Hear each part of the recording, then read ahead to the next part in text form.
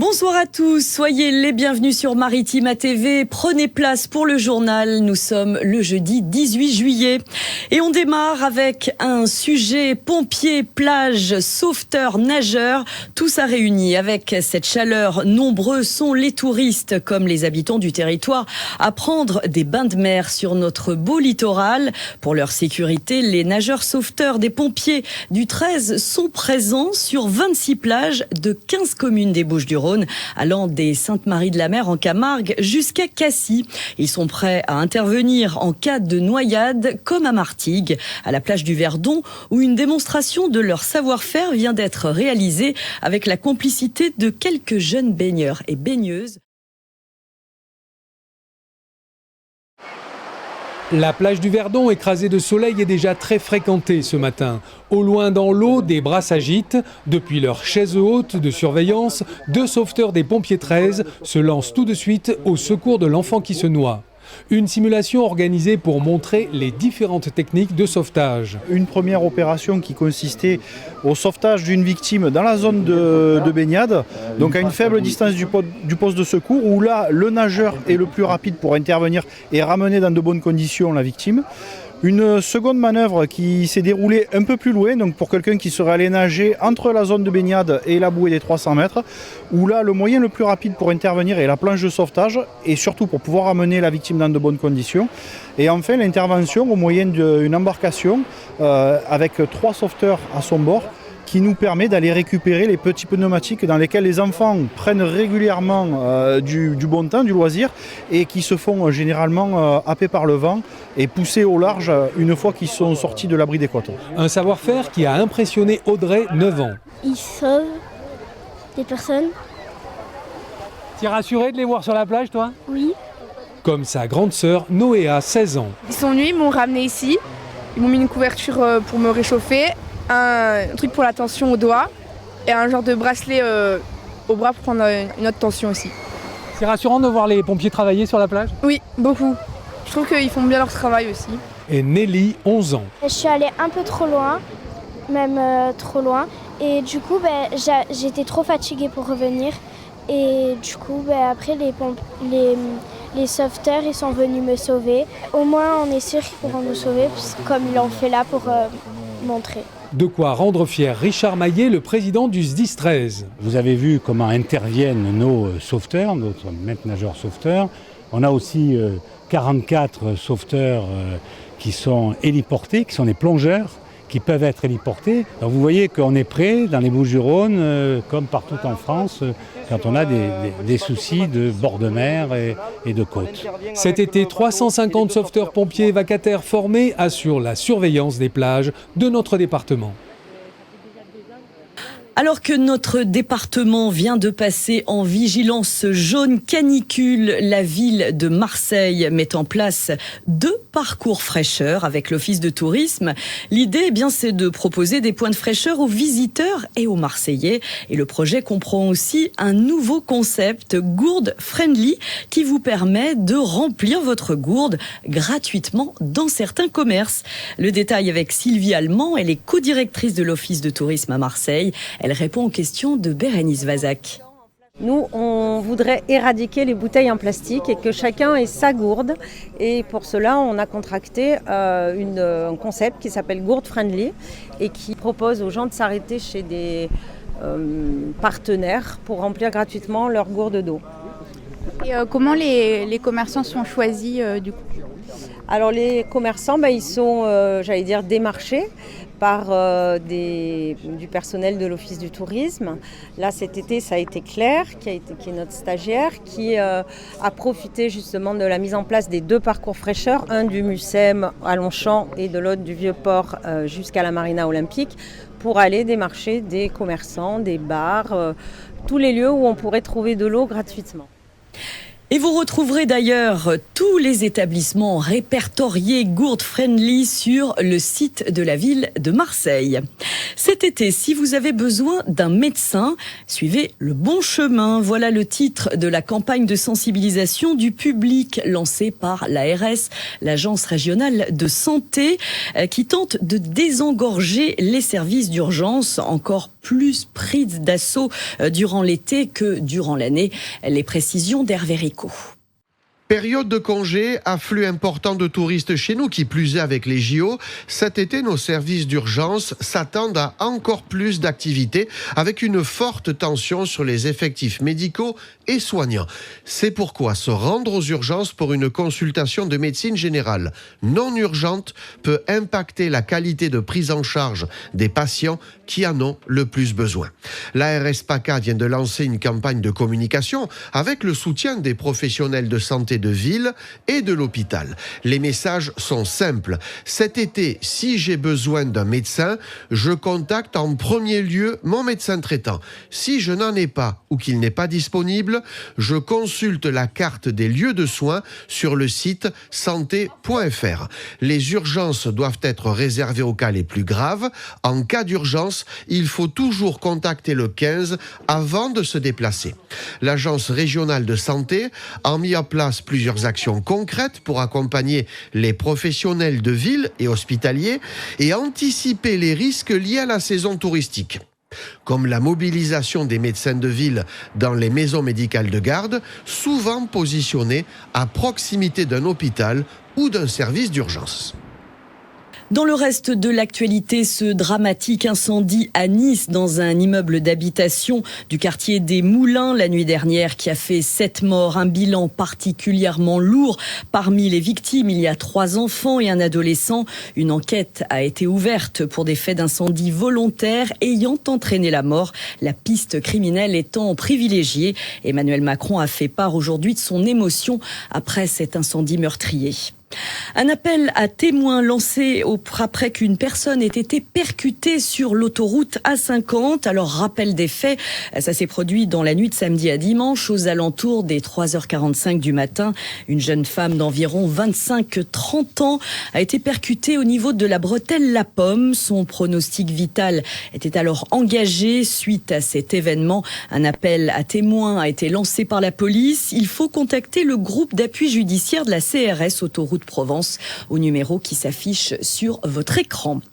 L'élection du président de l'Assemblée nationale, c'est le sujet qui a brûlé toutes les lèvres aujourd'hui en matière de politique. Le choix des députés parmi les 6 candidats au perchoir après une longue après-midi de suspense à retrouver sur notre site maritima.fr. Il fait bon se baigner dans l'étang de Berre, c'est ce qu'indiquent les prélèvements effectués hier par l'Agence régionale de santé. On y revient. Le top pour 10 plages sur 15. La qualité de l'eau est bonne, par exemple au Jaille Nord à Marignane, comme à Ferrières et Figuerolles à Martigues. Idem pour les plages d'Istres, Saint-Mitre-les-Remparts ou encore celles des Cabassons à Saint-Chamas.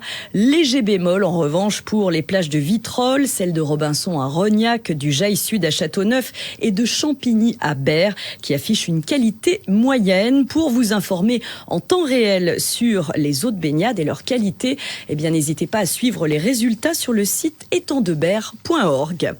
Cela ne vous aura pas échappé. Cet été, Marseille accueille une partie des Jeux Olympiques, notamment les épreuves de voile. Ça commence le 28 juillet et ça se passera à la Marina Olympique dans le 8e arrondissement. Cédric Dufoy, directeur des Jeux pour le sud de la France, est revenu hier sur l'agencement de cet espace bien particulier pour les Jeux à l'occasion d'une conférence de presse sur site.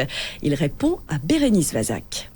C'est un très joli rond, en fait c'est une petite baie en elle-même avec des bâtiments où il y a un hôtel, un club de loisirs et des bâtiments techniques qui en font un véritable stade de très haut niveau. Il y a à la fois beaucoup de jeunes Marseillais qui vont pouvoir venir dans cette petite baie pour apprendre la voile et en même temps des athlètes comme l'équipe de France de voile qui s'y entraînent déjà toute l'année, mais donc qu'on a maintenant amélioré énormément et donc ils ont des conditions à la fois de formation et de très haut niveau. Alors sur les plages attenantes où on a vendu des billets pour accéder à la Marina Olympique, on aura 12 000 personnes qui vont venir tous les jours. C'est un grand succès de la billetterie de Paris 2024 en général, mais en particulier sur la voile où on a beaucoup de gens qui viendront de façon assez curieuse probablement découvrir ce qui est un site olympique. Notez enfin que la marina olympique s'étend sur 17 000 m² avec 6 hectares de bassins nautiques qui ont été réaménagés pour l'occasion. Aujourd'hui, le site doit être déminé pour plus de sécurité pendant les épreuves. En football, Greenwood est arrivé en Provence hier soir vers 23h. Il est arrivé à Marignane aux côtés du nouveau conseiller institutionnel du club, Fabrizio Ravanelli. Mason Greenwood a été accueilli par environ 200 supporters. Premier match de préparation pour les Olympiens ce dimanche soir face à Nîmes. Ce sera à huis clos à la Commanderie. De son côté, le Vitrolles Sport Volleyball prépare sa rentrée sportive et compte déjà 2 recrues. L'équipe d'élite féminine s'est maintenue en compagnie de son entraîneur Jonathan Stanicki après être montée en National 2 en 2023 en raflant le titre de championne de France. Et cette saison, c'est Olivier Comte qui reprend le flambeau après avoir entraîné la National 3 pendant plusieurs années. Dès le mois prochain, il pourra compter dans son équipe Marie-France Garot, centrale, qui a évolué en Liga au Pays d'Aix Venelle Volleyball en 2020. La joueuse de 32 ans a été sélectionnée en équipe de France. En 2017, elle a participé à la Ligue européenne ainsi qu'au Grand Prix national. Un beau parcours. Donc Olivier Comte a également recruté Janka Havlikova, une pointure tchèque de 20 ans. Les entraînements, sachez-le, reprendront le 19 août pour les volleyeuses de Vitrolles.